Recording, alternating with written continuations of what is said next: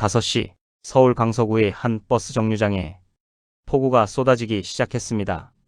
하늘이 갑자기 어두워지더니 순식간에 장대비가 쏟아졌습니다. 사람들은 황급히 우산을 펼치거나 정류장 지붕 아래로 몸을 숨겼습니다. 주인공이신 여러분께서 구독으로 당신의 지혜를 나눠주시고 좋아요로 공감의 박수를 보내주세요. 정류장 한쪽 구석에 한 할머니가 서 계셨습니다. 송명자 할머니 78세, 병원 진료를 마치고 집으로 돌아가는 길이었습니다. 할머니는 우산도 없이 비를 피할 곳만 찾아 정류장 구석에 몸을 바짝 붙이고 계셨습니다. 비는 점점 더 세차게 내렸고 빗물이 정류장 안쪽까지 튀어들어와 할머니의 옷을 적시기 시작했습니다. 그때 초등학교 5학년생 박지우 11세가 할머니를 발견했습니다. 지우는 학원이 끝나고 집으로 가는 길이었습니다. 손에는 엄마가 아침에 챙겨준 분홍색 우산이 들려 있었습니다. 지우는 떨고 계시는 할머니를 보며 잠시 망설였습니다. 집까지는 아직 2정거장이나 남았고 이 비를 맞고 가면 틀림없이 감기에 걸릴 것이었습니다. 하지만 지우는 할머니께로 다가갔습니다. 할머니, 이거 쓰세요. 지우가 자신의 우산을 할머니께 건넸습니다. 할머니는 깜짝 놀라 고개를 들었습니다. 아니야, 얘야, 너는 어떡하려고 그러니? 할머니가 손을 저으며 사양했지만 지우는 환하게 웃으며 말했습니다. 전 괜찮아요. 학교가 여기서 가까워요. 조금만 뛰어가면 돼요. 사실 지우의 집은 가깝지 않았습니다. 하지만 지우는 할머니의 떨리는 손을 보고는 차마 그냥 지나칠 수가 없었습니다. 할머니께서 우산을 안 받으시려 하자 지우는 할머니 손에 우산을 꼭 쥐어드리고는 빗속으로 뛰쳐나갔습니다.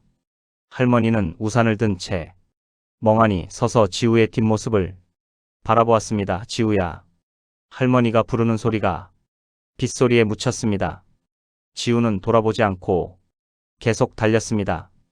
빗물이 얼굴을 타고 흘러내렸고 교복은 금세 흠뻑 젖었습니다. 발이 무릉덩이를 밟을 때마다 차가운 물이 신발 속으로 스며들었습니다. 송명자 할머니는 우산을 바라보며 눈가가 뜨거워지는 것을 느꼈습니다. 70평생을 살면서 이렇게 따뜻한 마음을 가진 아이를 만난 것은 처음이었습니다. 할머니는 천천히 우산을 펼쳤습니다. 분홍색 우산 안쪽에는 작은 글씨로 박지우라는 이름이 적혀 있었습니다. 할머니는 우산을 소중히 들고 버스에 올랐습니다. 버스 안에서도 계속 우산을 내려다보았습니다. 박지우 할머니는 그 이름을 마음속에 새겼습니다. 이 아이를 꼭 다시 만나야겠다고 생각했습니다. 한편 지우는 빗속을 계속 달렸습니다. 숨이 차올랐지만 멈출 수 없었습니다. 집에 빨리 가서 마른 옷으로 갈아입어야 했습니다. 하지만 지우의 마음은 이상하게 따뜻했습니다. 할머니께서 우산을 받으실 때 지으셨던 그 미소가 계속 머릿속에 맴돌았습니다. 마침내 지우는 집 앞에 도착했습니다. 현관문을 열고 안으로 들어서자 온몸에서 물이 뚝뚝 떨어졌습니다. 어머니 이선미 42세가 깜짝 놀라 달려왔습니다. 지우야, 너 왜 이렇게 젖었어? 우산은? 선미 씨는 딸의 젖은 옷을 벗기며 다급히 물었습니다. 할머니께 드렸어요. 할머니가 비 맞고 계셔서요. 지우가 떨리는 목소리로 대답했습니다. 선미 씨는 한숨을 내쉬면서도 딸의 머리를 쓰다듬었습니다. 착한 짓을 했구나. 그래도 다음부턴 엄마한테 전화해. 엄마가 우산 가지고 갈게. 지우는 고개를 끄덕이며 욕실로 들어갔습니다. 따뜻한 물로 샤워를 하면서도 지우는 계속 할머니 생각을 했습니다. 할머니는 무사히 집에 가셨을까? 우산이 도움이 되셨을까? 그날 밤 지우는 몸이 좋지 않았습니다. 저녁을 먹다가 갑자기 숟가락을 떨어뜨렸습니다. 지우야, 괜찮아? 선미 씨가 놀라 손을 잡았는데 지우의 이마가 불덩이처럼 뜨거웠습니다. 체온계를 재보니 39도가 넘었습니다. 선미 씨는 급히 해열제를 먹였지만 열은 쉽게 내려가지 않았습니다. 밤새도록 지우는 식은땀을 흘리며 뒤척였습니다. 엄마, 추워요. 지우가 이불을 끌어당기며 떨었습니다. 선미 씨는 딸을 꼭 안고 밤을 지새웠습니다. 다음 날 아침 지우의 상태는 더 나빠졌습니다. 열은 40도까지 올랐고 기침까지 심하게 나왔습니다. 선미 씨는 더 이상 집에서 버틸 수 없다고 판단하고 지우를 업고 근처 명성병원으로 향했습니다. 응급실에서 진료를 받은 결과는 심각했습니다. 급성 폐렴이었습니다. 담당 의사 최진수 원장 48세가 심각한 표정으로 말했습니다. 입원 치료가 필요합니다. 최소 일주일은 입원하셔야 할 것 같습니다. 지금 상태로는 집에서 치료하기 어렵습니다. 입원이요? 선미 씨의 얼굴이 하얗게 질렸습니다. 비용은 얼마나 나올까요? 선미 씨가 떨리는 목소리로 물었습니다. 최 원장이 잠시 생각하더니 대답했습니다. 검사비와 입원비, 약값 등을 포함하면 대략 30만 원에서 40만 원 정도 예상됩니다. 선미 씨는 그 자리에서 멈춰 섰습니다. 30만 원. 그녀에게는 너무나 큰 금액이었습니다. 선미 씨는 남편 없이 혼자 지우를 키우고 있었습니다. 낮에는 식당에서 설거지를 하고 저녁에는 편의점에서 야간 아르바이트를 했습니다. 하루 벌어 하루 먹고 사는 형편이었습니다. 통장을 확인해 보니 잔액은 8만 3천 원이 전부였습니다. 다음 주 월요일에 식당 급여 45만 원이 들어올 예정이었지만 그것도 밀린 공과금과 월세를 내면 남는 것이 없었습니다. 선미 씨는 손이 떨렸습니다. 선생님, 죄송하지만 입원은 조금 미뤄도 될까요? 선미 씨가 간신히 말을 꺼냈습니다. 일주일만 기다려주시면 급여가 나와서 치료비를 마련할 수 있을 것 같습니다. 최 원장은 고개를 저었습니다. 보호자님, 지금 아이 상태가 그렇게 좋지 않습니다. 일주일을 기다리기엔 너무 위험합니다. 선미 씨는 딸을 바라보았습니다. 지우는 의자에 앉아 기침을 하며 괴로워하고 있었습니다. 엄마, 괜찮아. 집에 가자. 지우가 엄마 손을 잡으며 말했습니다. 11살밖에 안 된 아이가 엄마를 걱정하고 있었습니다. 선미 씨는 눈물을 참으며 딸을 꼭 안았습니다. 미안해, 지우야. 엄마가 돈이 없어서 너를 제대로 치료해주지 못해서 정말 미안해. 선미 씨 목소리가 떨렸습니다. 지우는 엄마 등을 토닥이며 말했습니다. 엄마, 울지 마. 나 괜찮아. 결국 선미 씨는 입원을 포기하고 약만 처방받아 집으로 돌아왔습니다. 약값만 해도 4만 5천 원이 나왔습니다. 통장 잔액은 이제 3만 8천 원밖에 남지 않았습니다. 선미 씨는 남은 한 주를 어떻게 버텨야 할지 막막했습니다. 집에 돌아온 지우는 침대에 누워 숨을 헐떡였습니다. 열은 계속 오르락내리락 했고 기침은 더 심해졌습니다.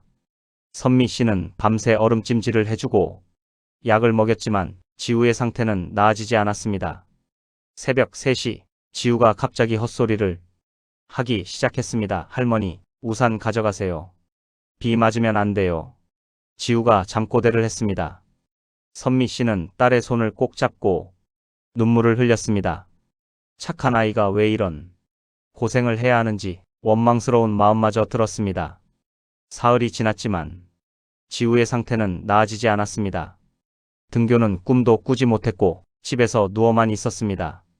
선미 씨는 식당 사장님께 사정을 말하고 며칠간 휴가를 얻었습니다. 하지만 일을 쉬는 만큼 급여도 줄어들 것이었습니다. 월요일 담임 선생님, 김소영 선생님 35세가 지우의 집으로 찾아왔습니다. 아이들이 지우를 많이 걱정하더라고요. 제가 반 아이들 학부모님들께 말씀드려서 치료비 후원을 받아볼까요? 김 선생님이 제안했습니다. 선미 씨는 고개를 저었습니다. 아닙니다. 선생님, 그럴 순 없어요. 우리 형편이 어렵다고 남한테 손 벌릴 순 없습니다. 하지만 김 선생님은 이미 마음을 정한 듯 보였습니다. 제가 조심스럽게 말씀드려 볼게요. 걱정 마세요. 화요일 김 선생님은 학부모 단체 채팅방에 조심스럽게 글을 올렸습니다. 5학년 3반 박지우 학생이 폐렴으로 많이 아픕니다. 혹시 치료비 후원에 동참하실 분 계신가요? 십시일반으로 조금씩만 모아도 큰 도움이 될 것 같습니다. 하지만 채팅방은 조용했습니다. 1시간이 지나고 2시간이 지나도 아무런 반응이 없었습니다. 오후 3시쯤 드디어 답장이 왔습니다. 학부모 박미라 씨 41세가 메시지를 보냈습니다. 선생님, 요즘 누가 남 도와요? 저희도 애 학원비 대느라 힘들어요. 죄송합니다. 이어서 다른 학부모들도 하나둘 답장을 보내기 시작했습니다. 저도 형편이 어려워서요. 다음 기회에 김 선생님은 실망스러운 마음을 감출 수 없었습니다. 30명의 학부모 중 단 한 명도 도움이 손길을 내밀지 않았습니다. 학교에서도 상황은 좋지 않았습니다. 지우가 결석한 지 일주일이 지나자 아이들 사이에서 이상한 소문이 돌기 시작했습니다. 지우가 전염병에 걸렸대. 우리도 조심해야 해. 한 학생이 말했습니다. 병균 없는데 나중에 학교 오면 가까이 가지 마. 다른 학생이 거들었습니다. 김 선생님은 아이들을 모아놓고 설명했습니다. 지우는 폐렴이에요. 전염병이 아니에요. 여러분이 지우를 격려해주고 응원해주면 지우가 힘을 낼 수 있을 거예요. 하지만 아이들의 표정은 여전히 불안해 보였습니다. 수요일 지우의 상태가 조금 나아져 보건실에 잠깐 들를 수 있게 되었습니다. 선미 씨가 지우를 부축해서 학교에 데려왔습니다. 보건교사 이은정 선생님, 38세가 지우를 침대에 눕히고 체온을 쟀습니다. 아직 열이 있네요. 오늘은 집에서 푹 쉬는 게 좋겠어요. 쉬는 시간, 반 친구들이 보건실 앞을 지나갔습니다. 지우는 창문 너머로 친구들을 볼 수 있었습니다. 지우야. 친구 한 명이 손을 흔들었습니다. 지우도 반갑게 손을 흔들었습니다. 하지만 그 친구는 다른 아이에게 팔을 잡혔습니다. 야, 가까이 가지 마. 병 없는다니까. 지우는 그 말을 들었습니다. 친구들이 자신을 피하는 모습을 보며 마음이 무너져 내렸습니다. 왜 다들 나를 피하는 걸까? 지우는 이불을 끌어당겨 얼굴을 가렸습니다. 은정 선생님이 지우의 등을 토닥이며 말했습니다. 괜찮아. 지우야, 내가 나으면 친구들도 다시 잘 지낼 거야. 하지만 지우의 눈에선 눈물이 흘러내렸습니다. 왜 착한 일을 했는데 이렇게 벌을 받는 걸까? 할머니를 도와드린 게 잘못된 일이었을까? 지우는 후회스러운 마음마저 들기 시작했습니다. 그날 저녁 지우는 선미 씨에게 물었습니다. 엄마, 나 착한 일 한 거 맞지? 선미 씨는 딸을 꼭 안으며 대답했습니다. 당연하지. 지우는 세상에서 제일 착한 아이야. 엄마가 자랑스러워하지만 지우는 여전히 불안했습니다. 그럼 왜 친구들이 나를 피하는 걸까? 왜 나는 아픈 걸까? 선미 씨는 대답할 말을 찾지 못했습니다. 그저 딸을 꼭 안고 함께 눈물을 흘렸을 뿐이었습니다. 금요일 선미 씨에게 더 큰 충격이 찾아왔습니다. 오전 10시쯤 식당 사장님 한철수 씨 56세에게서 전화가 왔습니다. 선미 씨, 미안한데 잠깐 나올 수 있어? 할 얘기가 있어. 선미 씨는 불길한 예감을 느끼며 급히 식당으로 향했습니다. 식당에 도착하자 사장님의 표정이 심각했습니다. 선미 씨, 미안해. 우리 식당이 다음 주부터 문 닫게 됐어. 건물주가 재개발한다고 갑자기 통보했어. 선미 씨는 귀를 의심했습니다. 네? 그럼 저는 어떻게 되는 건가요? 한 사장님은 고개를 숙였습니다. 밀린 월급은 최대한 빨리 줄게. 근데 아마 한 달은 걸릴 거야. 지금 당장 여유가 없어서 정말 미안해. 선미 씨는 그 자리에 주저앉았습니다. 밀린 월급 120만 원, 그 돈을 한 달이나 기다려야 한다니. 더 큰 문제는 이번 달 월세였습니다. 선미 씨가 사는 반지하 원룸의 월세는 40만 원이었습니다. 매달 25일까지 내야 했는데 이제 사흘밖에 남지 않았습니다. 선미 씨는 집주인 강대식 씨 62세에게 전화를 걸었습니다. 강 씨, 저 선미입니다. 이번 달 월세를 일주일만 늦춰주실 수 있을까요? 일하던 식당이 갑자기 문을 닫아서 급여를 못 받게 됐어요. 선미 씨가 간곡히 부탁했습니다. 하지만 강 씨의 대답은 냉정했습니다. 선미 씨, 나도 사정이 있어요. 이번 달까지만 봐드리겠습니다. 못 내시면 다음 달 초까지 나가주세요. 선미 씨는 절망에 빠졌습니다. 일자리도 잃고 월세도 못 내고 딸의 병원비도 없었습니다. 어떻게 해야 할지 막막했습니다. 편의점 아르바이트 급여가 다음 주 초에 35만 원 들어올 예정이었지만 그것만으로는 턱없이 부족했습니다. 집에 돌아온 선미 씨는 짐을 정리하기 시작했습니다. 이제 이 집에서 나가야 한다는 현실을 받아들여야 했습니다. 지우는 침대에 누워 엄마의 모습을 바라보았습니다. 엄마, 우리 어디로 가? 지우가 물었습니다. 선미 씨는 대답할 수 없었습니다. 친척도 없고 친구도 없었습니다. 고시원이나 쪽방이라도 구해야 했지만 보증금조차 만들 수 없는 형편이었습니다. 최악의 경우 고아원에 지우를 맡겨야 하는 건 아닐까? 그런 끔찍한 생각까지 들었습니다. 토요일 저녁 선미 씨는 마지막 남은 돈 3만 8천 원으로 지우에게 죽을 끓여주었습니다. 엄마는 안 먹어도 돼. 지우야 먹어. 선미 씨가 말했지만 지우는 숟가락을 들지 않았습니다. 엄마도 먹어야지. 나 혼자만 먹을 수 없어. 결국 둘은 작은 그릇에 담긴 죽을 나눠 먹었습니다. 배는 여전히 고팠지만 더 이상 먹을 것이 없었습니다. 그날 밤 선미 씨는 지우가 잠든 후 조용히 눈물을 흘렸습니다. 이렇게 무능한 엄마라서 미안해.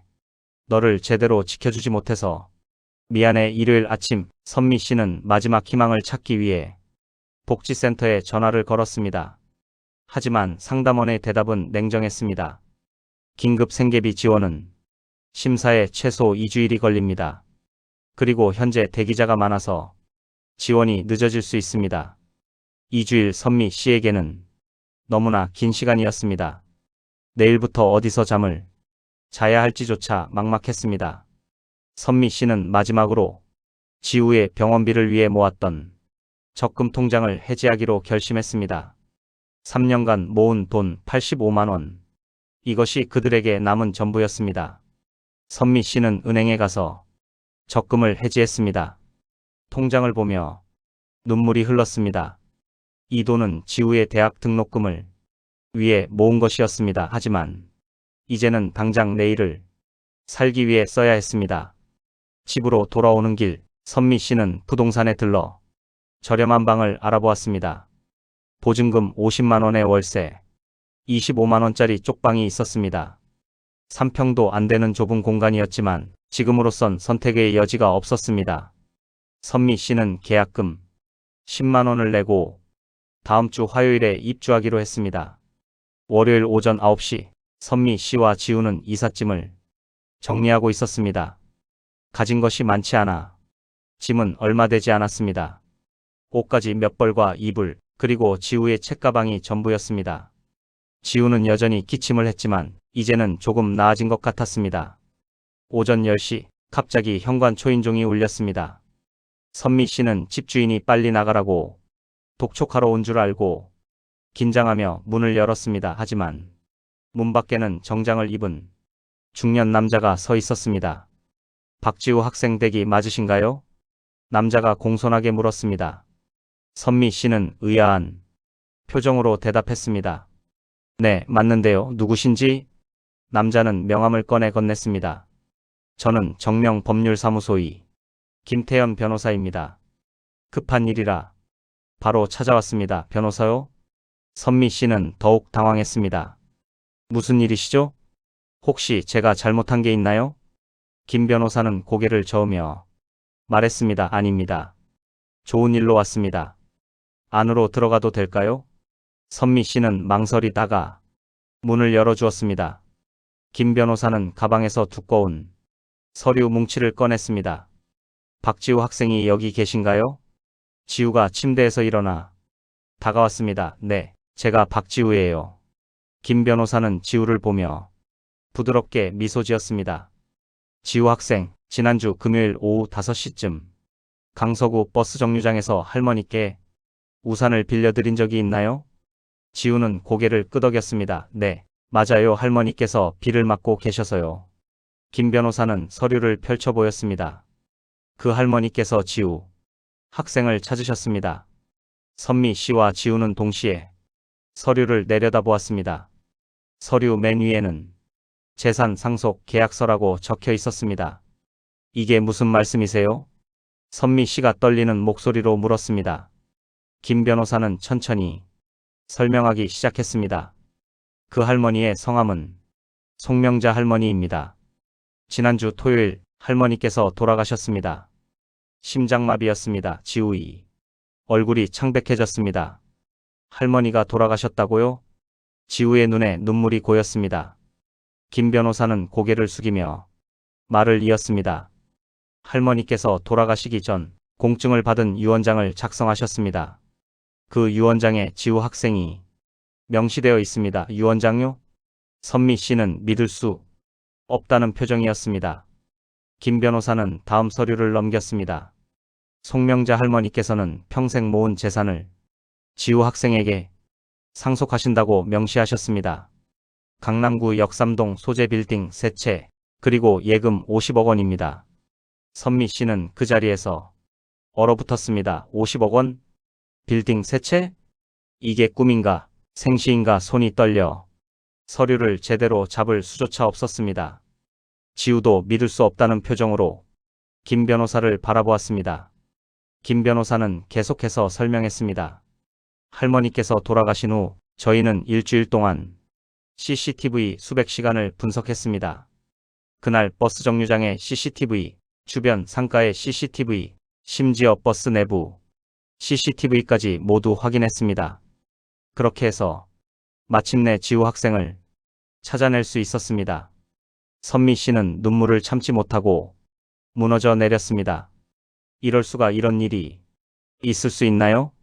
지우는 엄마를 부축하며 함께 울었습니다. 김 변호사도 눈시울을 붉히며 말했습니다. 할머니의 유언장에는 이렇게 적혀 있었습니다. 김 변호사는 가방에서 봉투를 하나 더 꺼냈습니다. 이것은 할머니께서 직접 작성하신 편지입니다. 지우 학생에게 전해달라고 하셨습니다. 지우는 떨리는 손으로 편지를 받았습니다. 봉투를 뜯자 할머니의 손글씨가 빼곡히 적힌 편지가 나왔습니다. 사랑하는 지우에게 이 편지를 읽고 있다면 할머니는 이미 세상을 떠났을 거예요. 놀라게 해서 미안해요. 편지는 이렇게 시작됐습니다. 지우는 눈물을 닦으며 계속 읽어 내려갔습니다. 할머니는 70년을 살았어요. 그동안 많은 사람들을 만났지만 지우처럼 순수하고 착한 마음을 가진 사람은 처음이었어요. 그날 비가 얼마나 많이 내렸는지 기억하나요? 할머니는 우산도 없이 떨고 있었는데 지우가 자기 우산을 선뜻 내어줬어요. 지우는 할머니의 글을 읽으며 그날을 떠올렸습니다. 선미 씨는 딸의 어깨를 감싸며 함께 편지를 읽었습니다. 편지는 계속 이어졌습니다. 할머니에게는 자식이 셋 있었어요. 아들 둘에 딸 하나. 할머니는 평생 열심히 일해서 그 아이들을 대학까지 보냈어요. 사업도 해서 성공했고 아이들에게 부족함 없이 재산도 물려줬어요. 하지만 할머니가 늙고 병들자 아이들은 더 이상 찾아오지 않았어요. 지우는 가슴이 아팠습니다. 김 변호사가 조용히 말을 보탰습니다. 송명자 할머니의 자녀들은 10년간 단 한 번도 할머니를 찾아뵙지 않았습니다. 할머니께서 혼자 투병하실 때도 연락조차 없었습니다. 편지는 더욱 슬픈 내용으로 이어졌습니다. 할머니는 외로웠어요. 돈이 많아도 큰 집에 살아도 할머니 곁에는 아무도 없었어요. 그런데 그날 지우를 만났어요. 지우는 할머니에게 아무것도 바라지 않고 그저 따뜻한 마음만 건네줬어요. 그게 할머니에게는 70년 인생에서 받은 가장 큰 선물이었어요. 선미 씨는 목이 메어 말을 잇지 못했습니다. 지우도 눈물을 흘리며 편지를 계속 읽었습니다. 그래서 할머니는 결심했어요. 할머니의 재산을 지우에게 물려주기로요. 돈이 많다고 행복한 건 아니에요. 하지만 착한 마음을 가진 사람이 돈을 갖게 되면 그 돈은 세상을 더 따뜻하게 만드는 데 쓰일 거라고 믿어요. 편지의 마지막 부분이었습니다. 지우야, 할머니의 재산을 받아줘요. 그리고 그 돈으로 지우처럼 어려운 아이들을 도와주세요. 할머니가 하지 못한 일을 지우가 대신 해줘요. 지우의 우산이 할머니를 구해줬듯이 지우의 마음이 세상을 구할 거예요.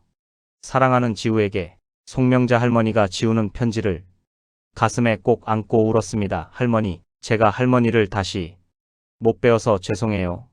지우가 흐느끼며 말했습니다. 선미 씨도 딸을 안으며 함께 눈물을 흘렸습니다. 김 변호사는 잠시 기다린 후 조심스럽게 말했습니다. 상속 절차는 이미 모두 완료됐습니다.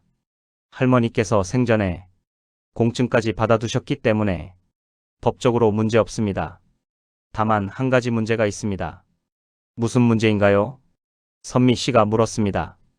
김 변호사는 잠시 망설이다가 말했습니다. 송명자 할머니의 자녀들이 유언장에 이의를 제기했습니다. 자신들이 법정 상속인인데 전 재산을 낯선 아이에게 물려준 것은 부당하다고 주장하고 있습니다. 선미 씨의 얼굴이 굳어졌습니다. 그럼 이 상속이 취소될 수도 있나요? 김 변호사는 고개를 저었습니다. 법적으로는 문제 없습니다.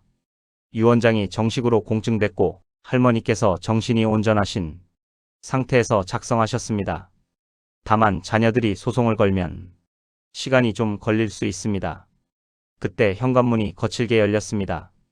중년 남자 2명과 여자 1명이 들어왔습니다. 송명자 할머니의 자녀들이었습니다. 맏아들 송진우 52세가 큰 소리로 말했습니다. 여기가 그 아이 집이에요? 우리 어머니 재산을 가로챈 아이가? 선미 씨는 지우를 자신의 뒤로 숨겼습니다. 김 변호사가 나서며 말했습니다. 송진우 씨, 진정하십시오. 이것은 고인의 정당한 유언입니다. 하지만 송진우는 듣지 않았습니다. 말도 안 돼요. 한 번도 만난 적 없는 아이에게 50억을 준다고요?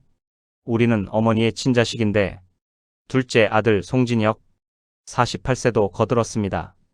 분명 이 아이가 어머니를 속인 거예요. 어떻게 일주일 만에 유언장을 바꾸게 했는지 조사해야 합니다.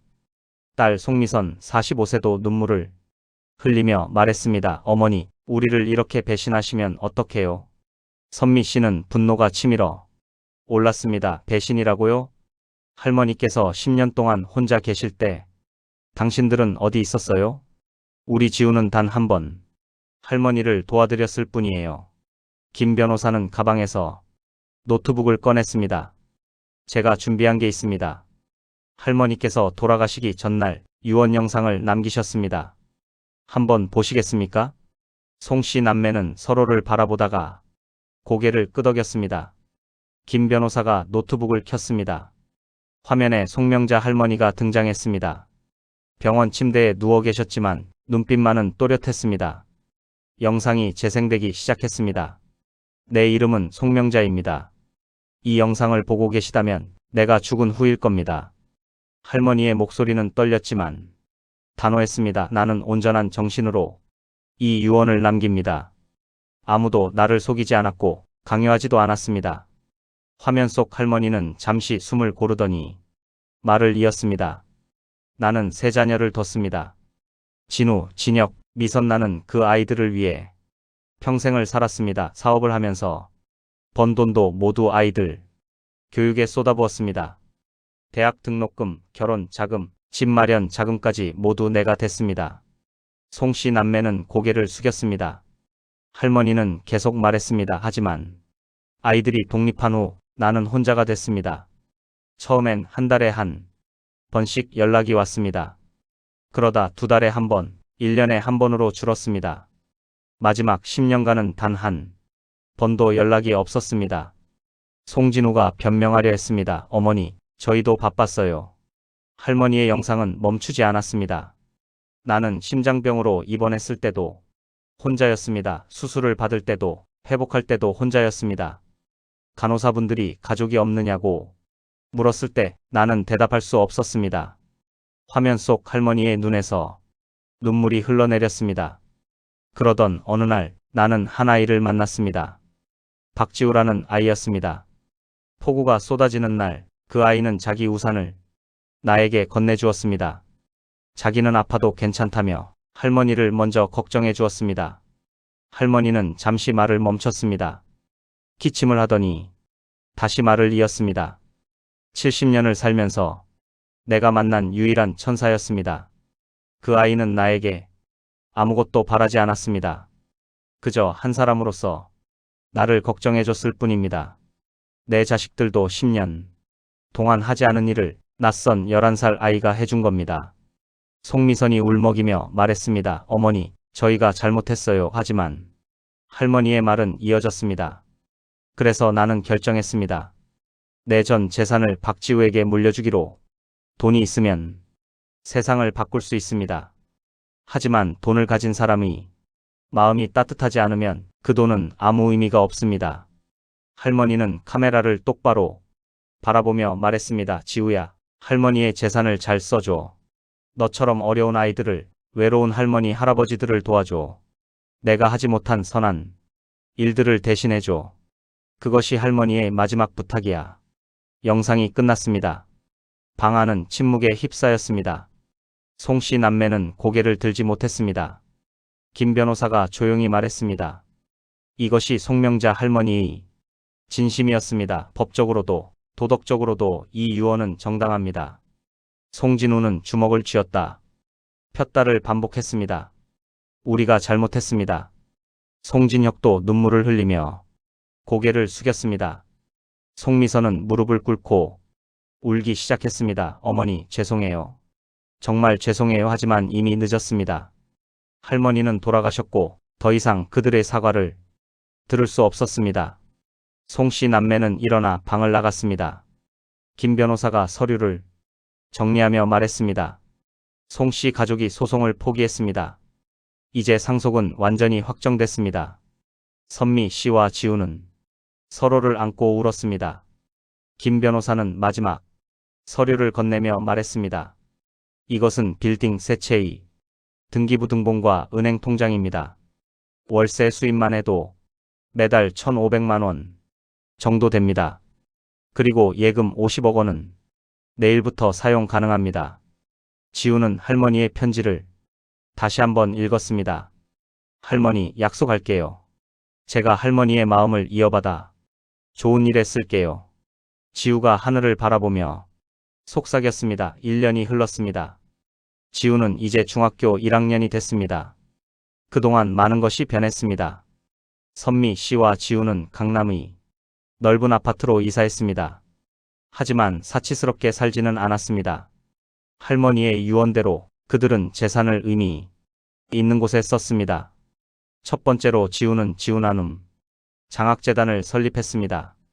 경제적으로 어려운 아이들에게 장학금과 의료비를 지원하는 재단이었습니다. 첫 해에만 100명의 아이들이 도움을 받았습니다. 폐렴으로 고생하던 아이, 백혈병 치료비가 없던 아이, 학비가 없어 학교를 그만둘 뻔한 아이들이 모두 재단의 도움을 받았습니다. 두 번째로 지우는 독거노인 돌봄센터를 만들었습니다. 송명자 할머니처럼 외롭게 사시는 어르신들을 위한 공간이었습니다. 자원봉사자들이 매일 방문해서 말벗이 되어드리고 식사도 함께 했습니다. 어르신들은 더 이상 외롭지 않았습니다. 그날 버스 정류장에는 특별한 표지판이 세워졌습니다. 선의는 반드시 돌아온다. 박지우와 송명자 할머니의 이야기. 표지판 아래에는 그날의 이야기가 간략히 적혀 있었습니다. 많은 사람들이 표지판을 보며 감동했고 자신도 작은 선행을 실천하겠다고 다짐했습니다. 학교에서도 변화가 있었습니다. 지우를 피하던 아이들은 이제 지우와 함께 봉사활동을 했습니다. 매주 토요일 지우는 친구들과 함께 독거노인 돌봄센터를 방문했습니다. 아이들은 어르신들께 공연을 보여드리고 함께 이야기를 나눴습니다. 김소영 선생님도 감격했습니다. 지우야, 내가 우리 반 아이들에게 정말 좋은 본보기가 됐어. 이제 아이들이 남을 돕는 것이 얼마나 소중한지 알게 됐어. 지우는 수줍게 웃으며 대답했습니다. 선생님, 이건 제가 한 게 아니에요. 할머니께서 가르쳐 주신 거예요. 그해 12월 중순 지우나눔 장학재단에서 첫 시상식이 열렸습니다. 100명의 아이들이 장학금과 의료비 지원을 받았습니다.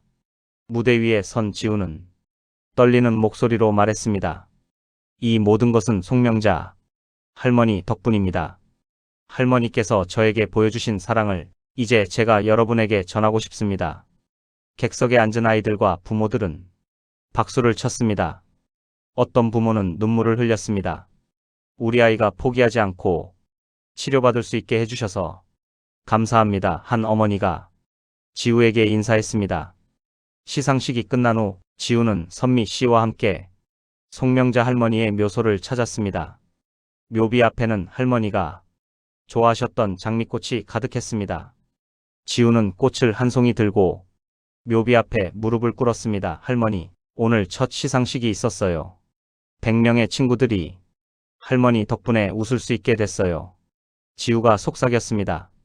할머니께서 주신 우산 덕분에 이제 저도 많은 사람들에게 우산을 나눠줄 수 있게 됐어요.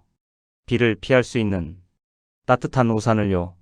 선미 씨도 묘비 앞에 꽃을 놓으며 말했습니다. 어머니, 저희 지우를 보살펴 주셔서 감사합니다. 그리고 저에게도 포기하지 않을 용기를 주셔서 감사합니다. 선미 씨는 이제 지우나눔 장학재단의 상임이사로 일하고 있었습니다. 더 이상 하루 벌어 하루 사는 삶이 아니었습니다. 그날 저녁 지우는 일기를 썼습니다. 오늘 할머니 묘소에 다녀왔다. 할머니께 약속드렸다. 평생 선한 일을 하며 살겠다고. 할머니께서 내게 준 것은 돈이 아니었다, 사랑이었다. 그 사랑을 이제 내가 세상에 나눠줄 차례다. 지우는 창밖을 바라보았습니다. 하늘에서 작은 빗방울이 떨어지기 시작했습니다. 지우는 우산을 꺼내 들었습니다. 분홍색 우산이 아니라 큰 투명 우산이었습니다. 엄마, 우산 가지고 나갈래요. 혹시 비 맞는 사람 있으면 나눠줘야죠. 선미 씨는 딸을 바라보며 미소 지었습니다. 그래, 우리 지우 할머니께서 가르쳐 주신 대로 살자. 둘은 함께 우산을 들고 밖으로 나갔습니다. 빗속을 걷는 두 사람의 뒷모습이 따뜻해 보였습니다. 버스 정류장에는 여전히 표지판이 서 있었습니다. 선의는 반드시 돌아온다. 지나가던 사람들이 표지판을 보며 고개를 끄덕였습니다. 한 청년이 자기 우산을 비 맞는 할머니께 건네는 모습이 보였습니다. 지우의 이야기가 세상을 조금씩 바꾸고 있었습니다. 그날 밤 지우는 창문 너머로 별을 바라보았습니다. 할머니 잘 주무세요. 내일도 열심히 할머니의 사랑을 나눌게요. 지우가 속삭였습니다. 하늘의 별 하나가 유난히 밝게 빛났습니다. 마치 할머니가 대답하는 것처럼. 시청해주셔서 감사합니다. 여러분의 구독이 저에게는 큰 힘이 됩니다. 따뜻한 이야기 앞으로도 계속 전해드리겠습니다. 구독과 응원 진심으로 감사드립니다.